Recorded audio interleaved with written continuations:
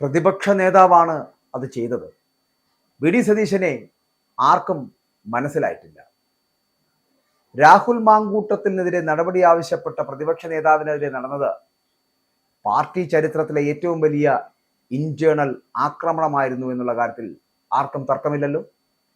ക്ഷീണം സംഭവിക്കുന്നത് എന്ന് മനസ്സിലാക്കിയിട്ടും നിലപാട് മയപ്പെടുത്താതിരുന്ന സതീശൻ ഒടുവിലിത താരമായി ഉദിച്ചുയരുകയാണ്. സൈബർ ആക്രമണം ഭയന്ന നേതാക്കൾ മാളത്തിൽ ഒളിച്ചിട്ടും പതറാതെ നിന്ന പ്രതിപക്ഷ നേതാവിന്റെ നിലപാടിനൊപ്പം ഇപ്പോൾ പാർട്ടിക്കും എത്തേണ്ടി വന്നു എന്നുള്ളതാണ്.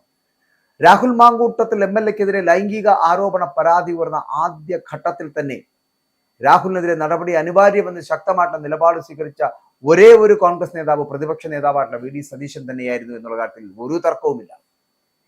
രാഹുലിനെതിരെ പാർട്ടി സ്വീകരിച്ച 3 നടപടികളുടെയും കാരണക്കാരൻ ആരാണ് എന്ന് ചോദിച്ചാൽ അത് പ്രതിപക്ഷ നേതാവായിട്ടുള്ള വി ഡി സതീശൻ തന്നെയായിരുന്നു. വേറെ ഒരാൾക്കും ആ നടപടി എടുക്കുന്ന ആ സാഹചര്യത്തെ അതിന്റെ ക്രെഡിറ്റോ സ്വീകരിക്കുവാൻ പറ്റില്ല എന്നുള്ളതാണ്. യൂത്ത് കോൺഗ്രസ് അധ്യക്ഷ സ്ഥാനത്ത് നിന്ന് ഒഴിവാക്കുക, പാർട്ടിയിൽ നിന്ന് സസ്പെൻഡ് ചെയ്യുക, പാർലമെന്ററി പാർട്ടിയിൽ നിന്ന് പുറത്താക്കുക, ഇതായിരുന്നു ആ 3 നടപടികൾ. എത്ര കൃത്യമായി നടപ്പിലാക്കി.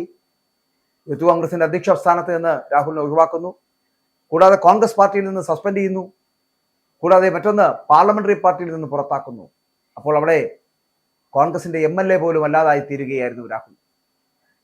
എന്നാൽ ഇങ്ങനെ ഇത്തരത്തിലുള്ള നടപടികൾ എടുത്തതിന്റെ അന്നു മുതൽ രാഹുൽ ഷാഫി സൈബർ കൂട്ടങ്ങളുണ്ടല്ലോ, വി ഡി സതീശനെതിരെ അതിശക്തമായിട്ടുള്ള ആക്രമണമാണ് അഴിച്ചുവിട്ടത് എന്നുള്ള കാര്യത്തിൽ യാതൊരു സംശയമില്ല.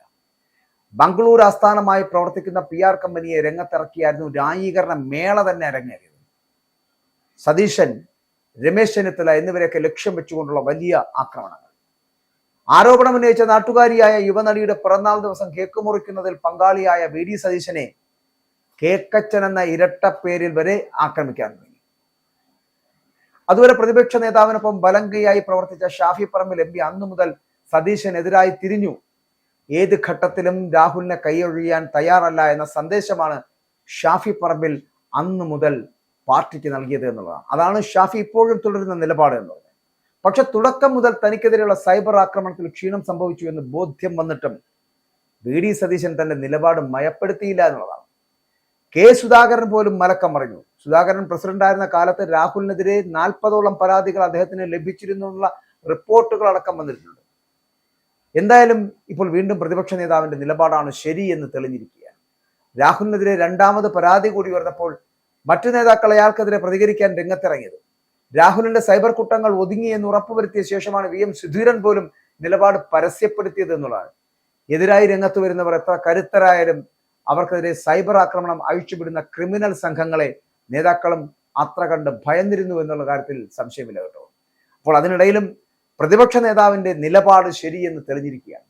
തനിക്ക് പറയാനുള്ളത് വളരെ കൃത്യമായി പറയുകയും താൻ ചെയ്യുന്നതൊക്കെ ശരിയാണെന്ന് സ്വയം വിശ്വസിക്കുകയും ചെയ്യുന്ന വി ഡി സതീശനോട് അഹങ്കാരി എന്ന് മുദ്ര കുത്തുന്ന ഒരു സമീപനം പൊതുസമൂഹത്തിന് മുന്നിലുണ്ടായിരുന്നു, പ്രത്യേകിച്ചും കോൺഗ്രസ് നേതാക്കൾക്കിടയിൽ.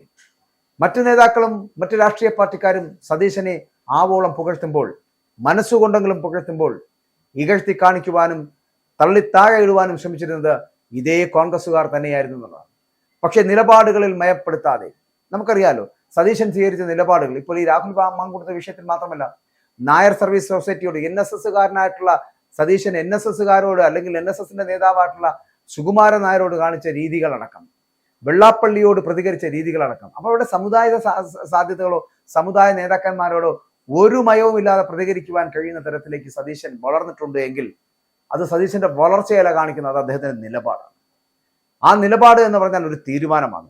ഇന്നത് നടപ്പിലാക്കാൻ കഴിയുമെന്നുള്ള ഒരു തീരുമാനം.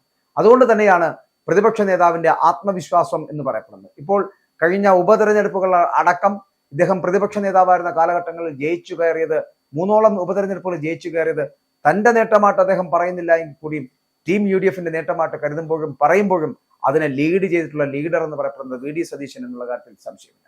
ഞാൻ പലപ്പോഴും വി ഡി സതീശന്റെ പല നിലപാടുകളോടും എതിർപ്പ് പ്രകടിപ്പിക്കാറുണ്ട്. അപ്പോഴും നമുക്ക് തോന്നുന്നു അദ്ദേഹത്തിന്റെ നിലപാടുകൾ ഇങ്ങനെയല്ലല്ലോ ഇവിടെ പറയേണ്ടിയിരുന്നത് എന്നാണ്. പക്ഷേ അദ്ദേഹം സ്വീകരിച്ച നിലപാടുകൾ, അല്ലെങ്കിൽ അദ്ദേഹം ഈ രാഹുൽ മാങ്കൂട്ടത്തിൽ വിഷയത്തിൽ സ്വീകരിച്ച, NSS വിഷയത്തിൽ സ്വീകരിച്ച, SNDP വിഷയത്തിൽ സ്വീകരിച്ച നിലപാടുകളൊക്കെ വളരെ കൃത്യവും കണിശവുമായിരുന്നു എന്നുള്ള കാര്യത്തിൽ സംശയമില്ല. സതീശന് ഒരു ബിഗ് സല്യൂട്ട്. ഇസ്രായേലിന്റെ 5 സൈനിക താവളങ്ങളിൽ കനത്ത നാശനഷ്ടം. മോദി വെളിപ്പെടുത്തുന്ന ഇന്ത്യയുടെ വികസനത്തിന്റെ മയക്കുമരുന്ന് വിൽപ്പനയ്ക്കെതിരെ ശക്തമായ നടപടിയെടുത്ത് ഷാർജ പോലീസ്. അമേരിക്കയിലെ സാധാരണ മനുഷ്യരോട് കൂടിയാണ് കോൺഗ്രസിനുള്ളിൽ പങ്കുവയ്ക്കാൻ വി ഡി സതീശൻ ഓപ്പറേഷൻ സിന്ദൂറിൽ ഉപയോഗിച്ച